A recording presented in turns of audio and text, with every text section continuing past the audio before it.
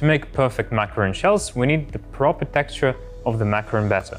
And everything starts with the addition of the meringue. So now I'll start folding the meringue into the batter. I'll do this into 3 steps. I'll add the first part of the meringue first. And then using a stiff spatula, I will fold the meringue into the batter like this.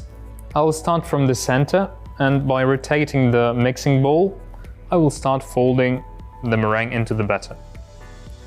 And then I'll do this kind of motion, smearing the batter against the mixing bowl sides. This is to ensure there are no large air bubbles in the mixture, and they won't appear on the surface of the macarons after piping.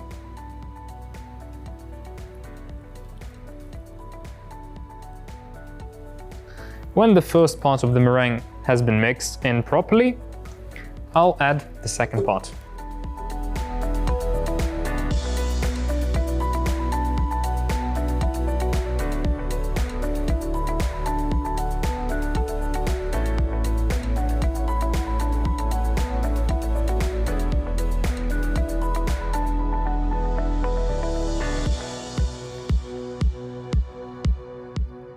And now, when adding the last part of the meringue, I have to be extremely careful, because the idea is to have the batter which is neither liquid nor too stiff.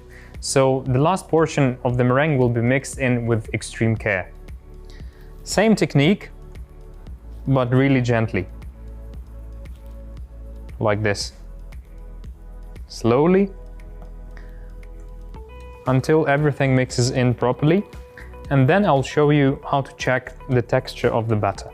So the meringue has been mixed in, and now we have a smooth batter which has a texture like this. It flows slowly. I prefer making the macaron batter slightly stiffer in the beginning, because when you have a stiffer batter, you can always mix it a little bit longer and it will liquefy a bit. If you mix too much in the beginning, you will end up with liquid batter, which is quite difficult to use, and most probably the macarons will be flat and sometimes cracked or even burst. Thus, it is always better to have a thicker texture in the beginning and then mix it up slightly until you have that ribbon stage. Ribbon stage is this. When I lift the spatula with lots of macaron batter on it, it flows slowly, like lava. So this is the texture you are looking for. Now the macaron batter is ready for piping. To do this, I'll be using a large piping bag, which is around 55-60 centimeters long, and a round pastry tip, which has 9 millimeters in diameter. I'll put the piping tip inside the bag, like this. Then I will push the bag inside the piping tip, and I will cut here, the edge of the piping bag.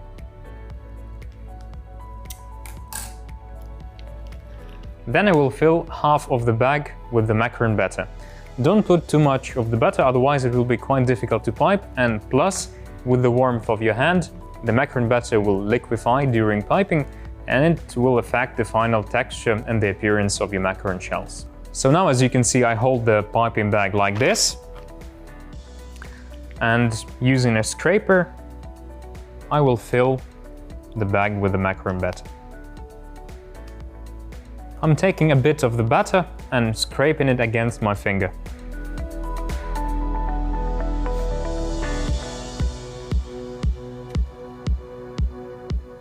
And then, using a scraper, I'll push all the macaron batter towards the piping tip.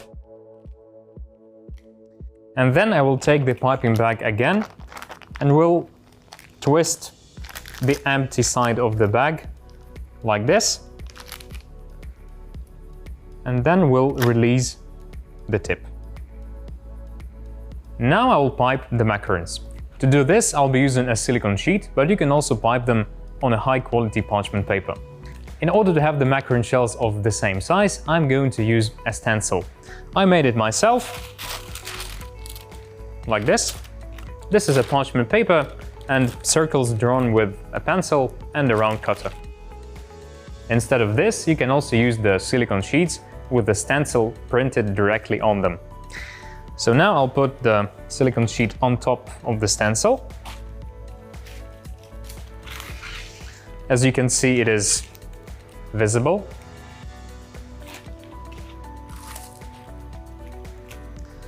And now I'll start piping my macarons. To have the macarons perfectly round, I will pipe them in the following way. I will hold the bag like this, straight. And the distance between the piping tip and the tray is around 0.51 centimeter maximum.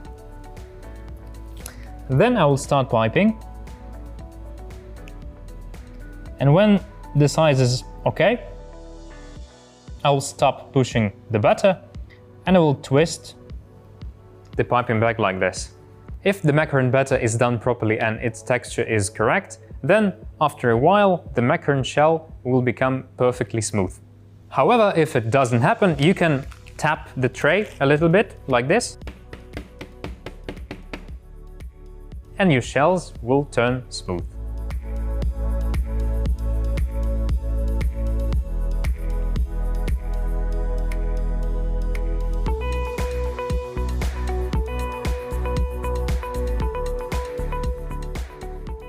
After piping, I will remove the stencil and will leave the macarons to dry and form a little skin on the surface for about 20 to 30 minutes. It is important that the room temperature is above 20 degrees Celsius and the humidity is not very high. Otherwise, the skin will not form and the macarons will be very difficult to be baked perfectly.